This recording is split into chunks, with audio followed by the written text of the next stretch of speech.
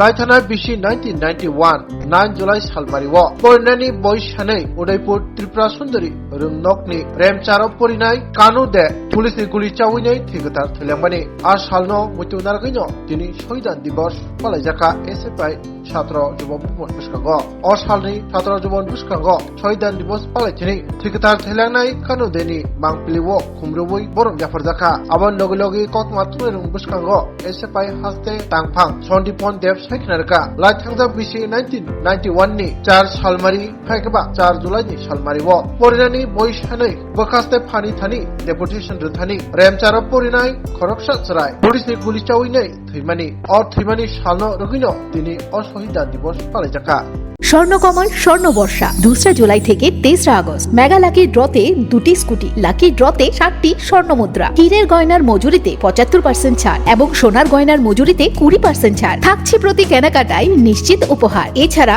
যে কোনো হলমার্ক যুক্ত গয়নার সমমূল্যের হলমার্ক যুক্ত নতুন গয়না কেনার সুবর্ণ সুযোগ। স্বর্ণকমল জুয়েলার্স আজই আসুন আমাদের আগরতলা এবং উদয়পুরের শোরুমে, শর্তাবলী প্রযোজ্য। আজ 9 জুলাই 1991 সালের আজকের দিনে উদয়পুরের ত্রিপুরা সুন্দরী স্কুলের অষ্টম শ্রেণীর ছাত্র কানু দে পাঠ্য বইয়ের দাবিতে আন্দোলন করতে গিয়ে পুলিশের গুলিতে শহীদ হয়েছিলেন। মূলত স্কুলের মধ্য দিয়ে পাঠ্য বই ছাত্রছাত্রীদের হাতে তুলে দিতে হবে, এই দাবি ছিল। বিদ্যালয় শিক্ষা আধিকারিক যিনি উদয়পুরের, ওনার নিকটে ডেপুটেশন দেওয়ার জন্য ছাত্রছাত্রীরা সমবেত হয়েছিল 8ই জুলাই। সেদিন পুলিশ অতর্কিতভাবে গুলি চালিয়েছে মিছিলের উপর।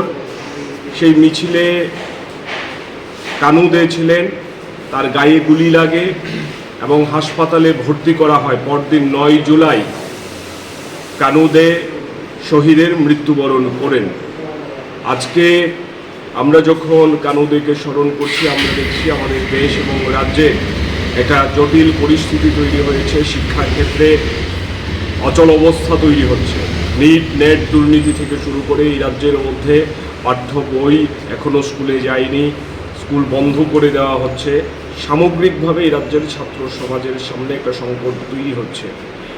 এই সংকট মোকাবিলায় ছাত্রদেরকে সমবেত করে লড়াইয়ের ময়দানে নামানো এখন সময়ে ভারতের ছাত্র ফেডারেশন, উপজাতি ছাত্র ইউনিয়নের মতো সংগঠনের মূল দায়িত্ব। এবং আমরা মনে করি এই লড়াই আমাদেরকে তেজিয়ান করতে হবে, আরও বেশি অগ্রসর করে নিয়ে যেতে হবে।